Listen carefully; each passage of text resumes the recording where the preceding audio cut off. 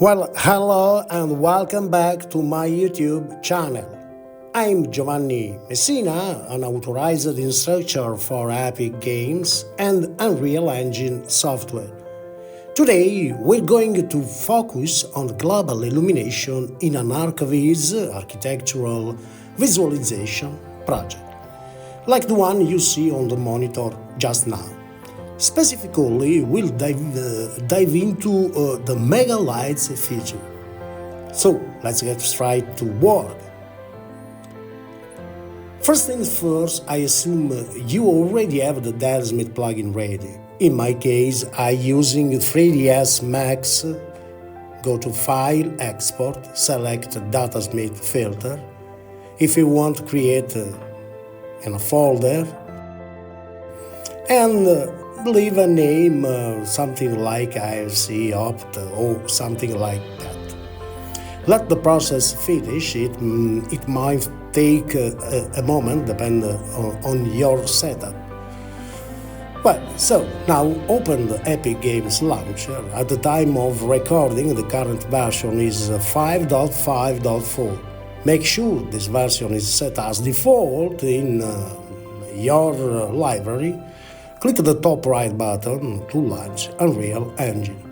You'll see the Welcome panel, also known as the Unreal Project browser. Click on the Architecture template. It's perfect for setting up our project. Name it something like Archiviz Text or Opt IC, and then click Create. Unreal will configure the environment for us. Once the editor loads, we're ready to go.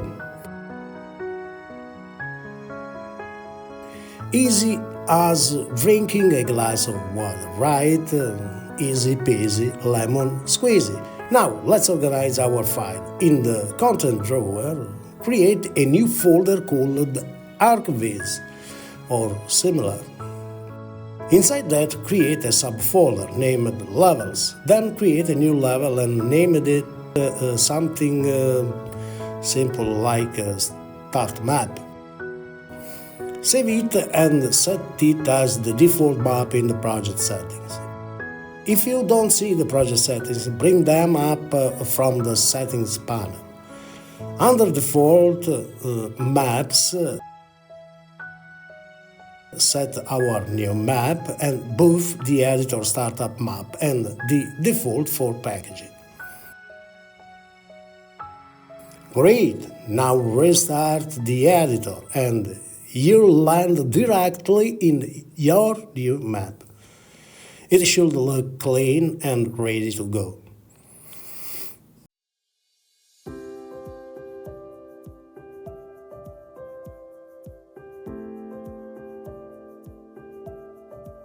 Next, let's import our Datasmith file. Click the plus icon on the toolbar, then select Import File, navigate to where you saved your exported Datasmith file. In my case, it's in the Max folder.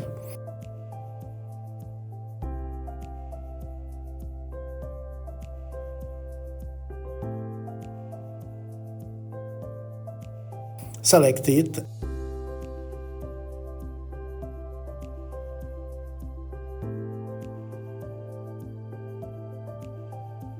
And make sure to check the option to import lights, but skip the light maps for now.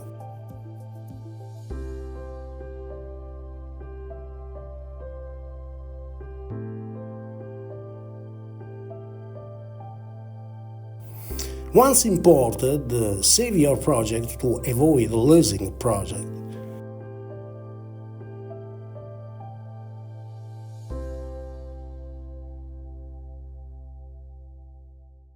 You'll notice a notification about lights needed reconstruction in the scene. Don't worry, we're not using the light mask method, but instead relying on Lumen for global illumination. Double check the project setting under Global illumination ensure lumen is enabled, and under the shadow map method,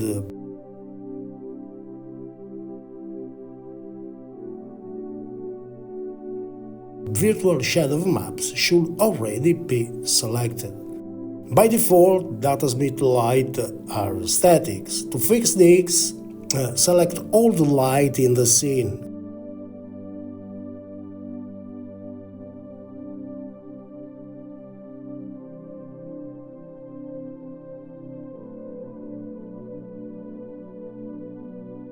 And change their mobility to movable. This is expected because the lighting load is heavy. To optimize, let's add a post-process volume.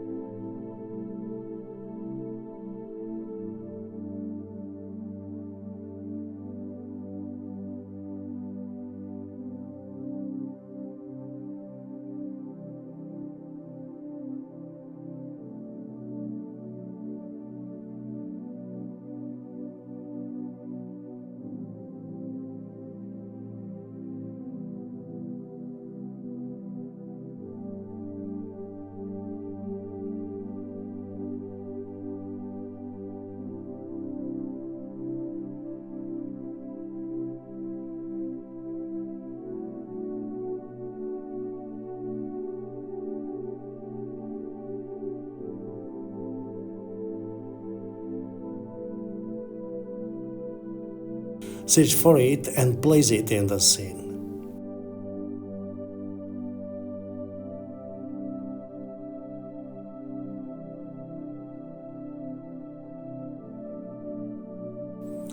Set in the detailed panels unbound, as have effect of the entire scene.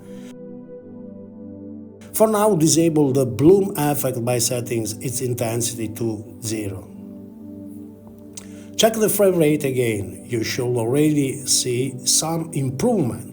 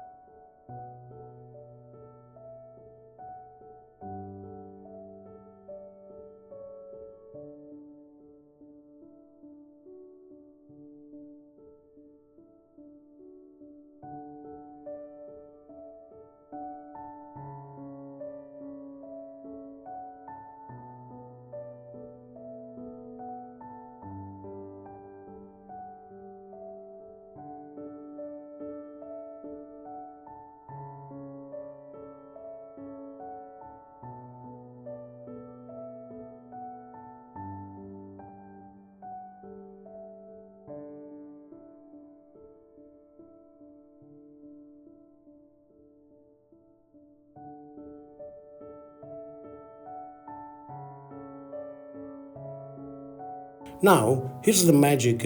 Enable Megalights in the post-process volume. Watch the frame rate now. Jump, potentially, up to 14 FPS or more.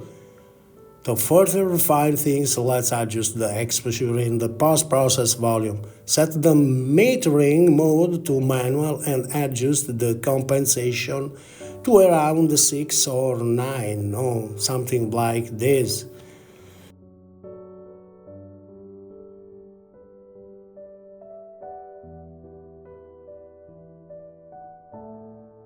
Next, let's activate Nanite for the geometry in the scene. While this won't drastically boost performance in every case, it's especially helpful for complex scenes with millions of polygons, like rocks, organics, organic elements.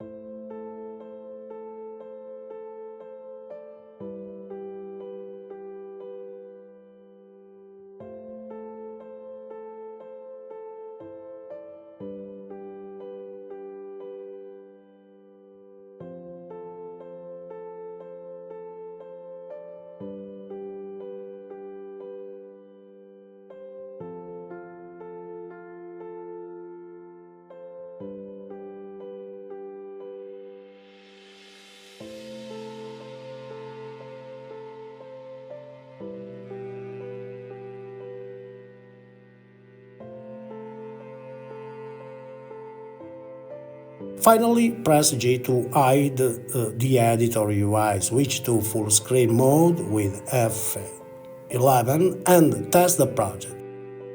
Use the GPU visualizer, Ctrl plus Shift plus comma to monitor performance. Our goal is to hit 16 FPS.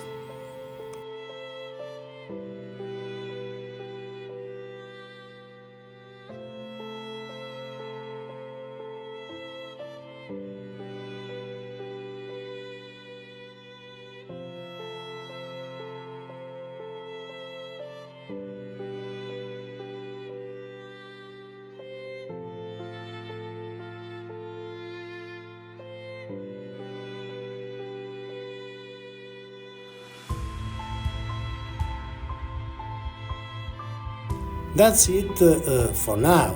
Save your work and next time we'll refine the project further.